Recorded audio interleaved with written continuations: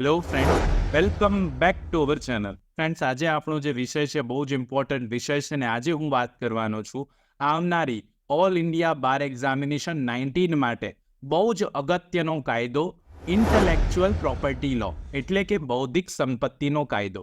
Yes friends, part number 1 અને 2 already બૌદ્ધિક સંપત્તિના કાયદામાંથી ઓલરેડી ચેનલ પર આવી ગયેલા છે અને આઈ હોપ સો આપ સૌએ એ વિડીયોઝ જરૂરથી જોઈ લીધા હશે. આજે આપણે પાર્ટ નંબર 3માં બૌદ્ધિક સંપત્તિના કાયદામાં બીજા મોસ્ટ ઇમ્પોર્ટન્ટ એમસીક્યુને સમજવા જઈ રહ્યા છો અને આજે આ સબ્જેક્ટ આપણો લાસ્ટ સબ્જેક્ટ હશે એટલે કે હવે આવતીકાલથી જે વિડીયો આવશે એમાં આપણે નવા સબ્જેક્ટ પર જવાના છીએ. તો friends, this is Chirag sir અને આપ જોઈ રહ્યા છો કોઈ પણ કાયદાને ગુજરાતી ભાષામાં ખૂબ જ સરળતાથી સમજાવતી ગુજરાતની નંબર 1 અને આપ સૌની મનપસંદ યુટ્યુબ ચેનલ રિયલ એજ્યુકેશન કેચિટ. જે પણ કોઈ સ્ટુડન્ટ ચેનલ પર નવા છે પ્લીઝ ચેનલને સબસ્ક્રાઇબ કરી લો, બેલ નોટિફિકેશન આઇકોનને ઓન કરી લેજો જેથી આવનારા મોસ્ટ ઇમ્પોર્ટન્ટ વિડીયોના નોટિફિકેશન આપ સૌને સૌથી પહેલા મળી જાય. બિલકુલ સમયને નહીં બગાડીએ, સ્ટાર્ટ કરીશું આજનો વિડીયો.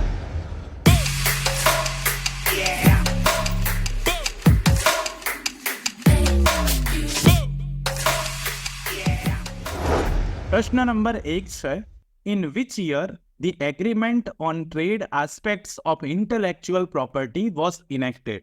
બૌદ્ધિક સંપત્તિના વેપારના પાસાઓ પરનો કરાર કયા વર્ષમાં ઘડવામાં આવ્યો હતો? બહુ અગત્યનો પ્રશ્ન છે ને મોસ્ટ ઇમ્પોર્ટન્ટ કન્સિડર કરું છું આવનારી ઓન ઇન્ડિયા બાર એક્ઝામિનેશન 19 માટે. તો કયા વર્ષમાં એગ્રીમેન્ટ કરવામાં આવ્યો? 1994, 1996, 1997, આપણે માની લઈએ અહીંયા 97 છે, ઓકે, કે 1993? શું આવશે સાચો જવાબ? તો પ્રશ્ન નંબર 1માં સાચો જવાબ આવે એ 1994. શું આવશે સાચો જવાબ? એ આવી જાય. આપણે યાદ રાખીશું કે બૌદ્ધિક સંપત્તિમાં વેપારના પાસાઓ પરનો જે કરાર કરવામાં આવ્યો એ કરાર સને 1994માં કરવામાં આવ્યો હતો ને પ્રશ્ન નંબર 1માં એટલા માટે સાચો જવાબ એ બની જશે. પ્રશ્ન નંબર 2 જોઈએ. The first international convention to recognize industrial and intellectual property is. ઔદ્યોગિક અને બૌદ્ધિક સંપત્તિને માન્યતા આપતું પ્રથમ આંતરરાષ્ટ્રીય સંમેલન કયું હતું?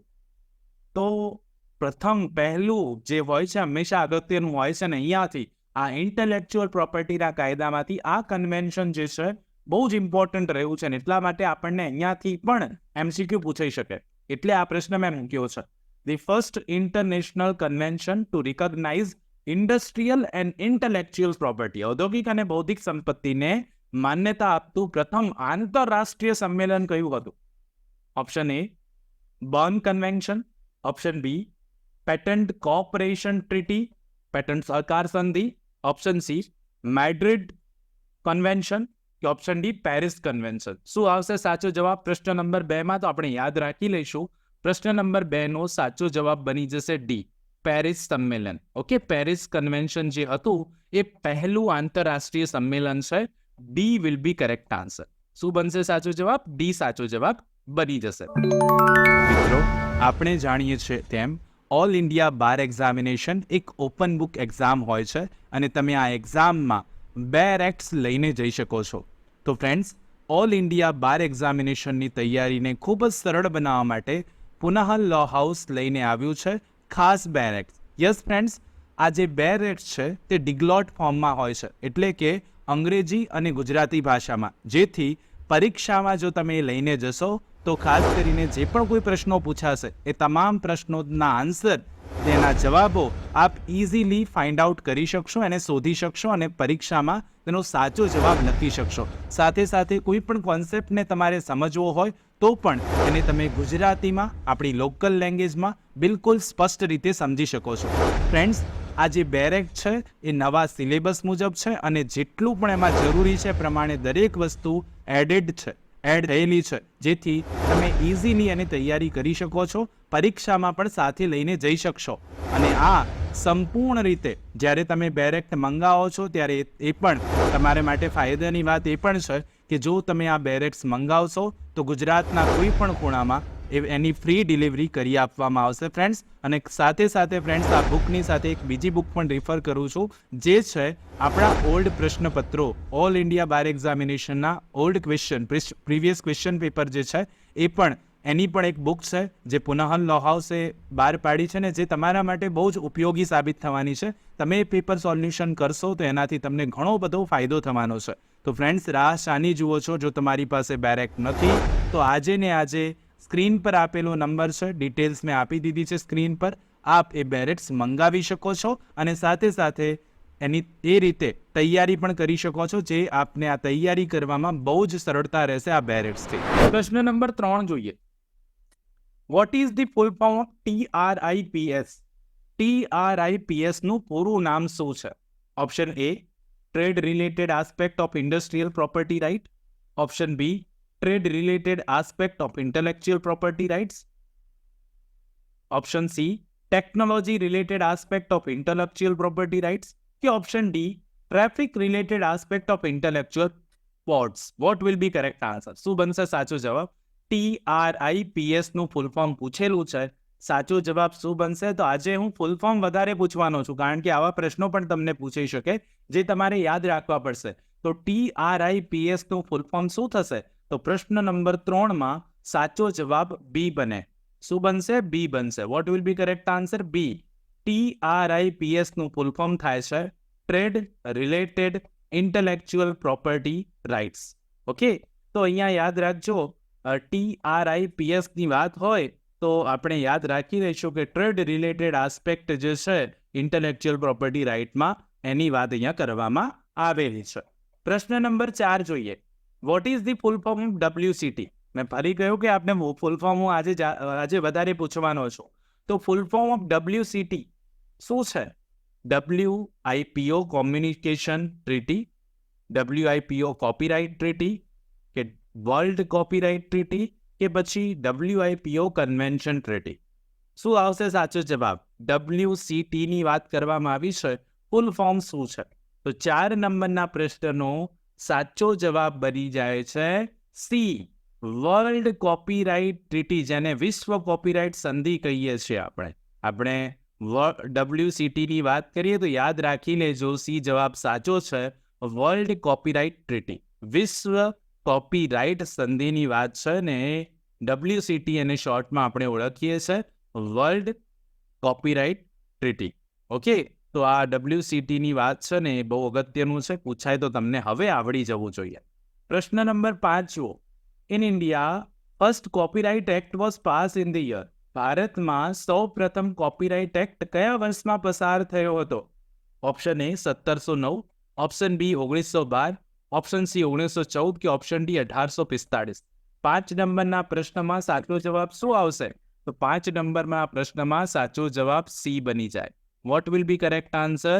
C will be correct answer. 1914 જે છે અહીંયાથી સાચો જવાબ બનશે. ભારતમાં સૌ પ્રથમ કોપીરાઇટ એક્ટ 1914માં પસાર કરવામાં આવ્યો હતો. પ્રશ્ન નંબર 6 જુઓ. Copyright subsist throughout India and. ભારતમાં સમગ્ર ભારતમાં કોપીરાઇટ ટકી રહે છે. કયા સંદર્ભે ટકી રહે છે કોપીરાઇટ? એટલે કે કયા સંદર્ભે કોપીરાઇટનો ઉપયોગ કરવામાં આવી રહ્યો છે? Option A, origin, literary, dramatic, musical અને આર્ટિસ્ટિક વર્ક, મૂળ સાહિત્યિક, નાટકીય, સંગીત અને કલાત્મક કાર્ય. B, cinematograph film. C, sound recording, કે D, all of the above. તો નીચેનામાંથી કયા સંજોગોમાં આપણે કોપીરાઇટની વાત કરીએ છીએ કે કોપીરાઇટ આમાં આવશે?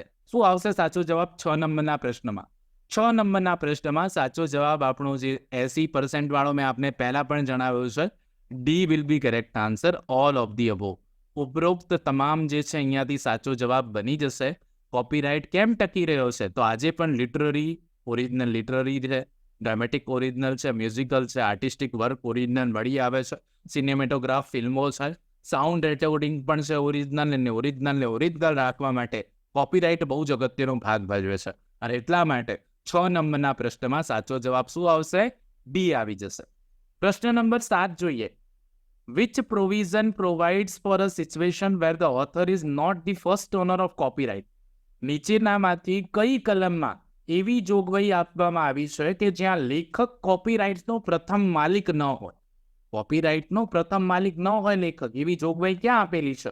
કલમ 17 સબસેક્શન 1, કલમ 17 સબસેક્શન 2, કલમ 17 સબસેક્શન 1 નો પ્રોવાઇઝો, કે પછી કલમ 17 સબસેક્શન 2 ને પ્રોવાઇઝો? શું આવશે સાચો જવાબ? તો અહીંયા 7 નંબરનો પ્રશ્ન ડીપલી પૂછેલો છે, પણ ટાઇટલ બેઝ છે. થોડુંક જોવું તો પડશે, કલમ 17 વાંચવી પડે એના માટે કોપીરાઇટ એક્ટની, અને ત્યાંથી તમને ક્લેરિટી મળી જાય કે કોપીરાઇટનો પ્રથમ માલિક ન હોય લેખક, એ સંદર્ભેની જોગવાઈ.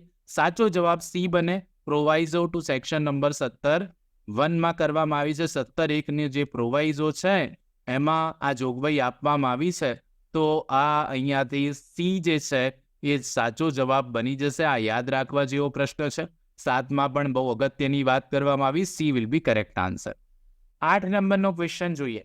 Which section defines trademark under the trademark act? આવો પ્રશ્ન બહુ પૂછાય છે કે ટ્રેડમાર્ક કાયદા હેઠળ ટ્રેડમાર્કની વ્યાખ્યા કઈ કલમમાં છે? Section 2(z)(b), section 2(z)(a), section 2(z) કે સેક્શન 2(z)(c)? શું આવશે સાચો જવાબ? તો 8 નંબરના પ્રશ્નમાં સાચો જવાબ આવી જાય છે એ સેક્શન નંબર 2(z)(b) માં આ વ્યાખ્યા આપેલી છે. 2(z)(b). ઓકે, તો 2(z)(b) માં વ્યાખ્યા છે ને એટલા માટે કરેક્ટ આન્સર એ બની જશે. પેટન્ટ ટ્રેડમાર્ક એક્ટનો આ કાયદો છે અને ટ્રેડમાર્ક એક્ટમાંની વ્યાખ્યા 2(z)(b) માં આપવામાં આવેલી છે. પ્રશ્ન નંબર 9 જુઓ. પ્રશ્ન નંબર 9 નો જવાબ આપ સૌએ મને કોમેન્ટ કરીને આપવાનો છે. ઓકે, તો શાંતિથી સમજજો અને પછી જવાબ આપજો. In case of posthumous publication, posthumous publication એટલે શું? મરણોત્તર પ્રકાશન. વ્યક્તિ ગુજરી જાય અને એના પછી પ્રકાશિત થાય કોઈ બુક હોય, કોઈ પબ્લિકેશન હોય, એની વાત છે.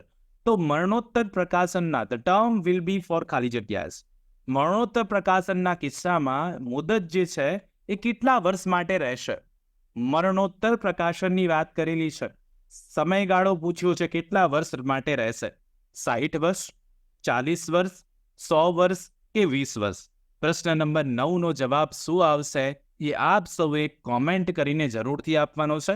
દરેક સ્ટુડન્ટ કોમેન્ટ કરે છે, પણ રિક્વેસ્ટ ફરી હું કરું છું કે હજુ પણ ઘણા સ્ટુડન્ટ એવા છે કે જે મનમાં ને મનમાં જવાબો આપે છે પણ કોમેન્ટ નથી કરતા.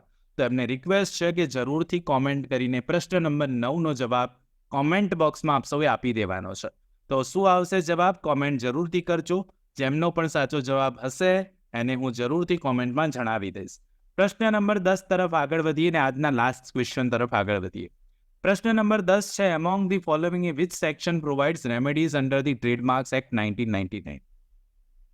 ટ્રેડમાર્કનો જે કાયદો છે 1999નો, એમાં કઈ કલમમાં ઉપાયો આપવામાં આવે છે? ઉપાયો શાની વાત છે? કે જ્યારે આ કાયદાનો ભંગ થશે, માની લો ટ્રેડમાર્ક છે કોઈ અને આ ટ્રેડમાર્કનો કોઈ વ્યક્તિએ ગેરકાયદેસર ઉપયોગ કર્યો, તો શું થાય? એને સજા થાય. એટલે કે કોઈ વ્યક્તિને નુકસાન થયું, અને નુકસાન થયું તેની સામે શું હોય? રેમેડી હોય, ઉપાય હોય. તો ઉપાય કઈ કલમમાં આપવામાં આવે છે? ઓપ્શન એ કલમ 135, ઓપ્શન બી કલમ 134, કલમ 133 કે ઉપરોક્ત પૈકી કોઈ નહીં. તો પ્રશ્ન નંબર 10માં શું સાચો જવાબ આવે?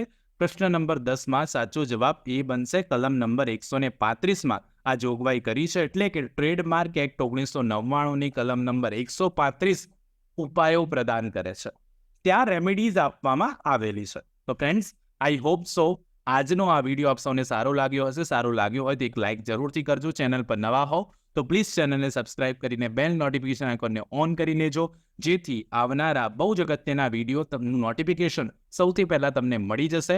પ્લીઝ કોમેન્ટ કરવાનું બિલકુલ ના ભૂલતા, અને સાથે સાથે આપના મિત્રો જે ઓલ ઇન્ડિયા બાર એક્ઝામિનેશન આપવાના છે એમને આ વિડીયોની લિંક જરૂરથી મોકલી દેજો. એટલે કે આ વિડીયોને વધુમાં વધુ શેર કરી દેજો ફ્રેન્ડ્સ. આવતીકાલે ફરી આપણે આવા જ વિડીયોમાં મળીશું, પણ સબ્જેક્ટ આપણો બીજો હશે. એટલે કે આવતીકાલે નવા સબ્જેક્ટ સાથે આપણે MCQમાં ચર્ચા કરીશું અને એને યાદ રાખવા માટે પ્રયત્ન કરીશું, જે આવનારી ઓલ ઇન્ડિયા બાર એક્ઝામિનેશન માટે બહુ જ અગત્યના હશે. તો મળીએ નેક્સ્ટ વિડીયોમાં. ત્યાં સુધી જોતા રહો અમારી channel real education catch it. ખૂબ ખૂબ ધન્યવાદ. ખૂબ ખૂબ આભાર.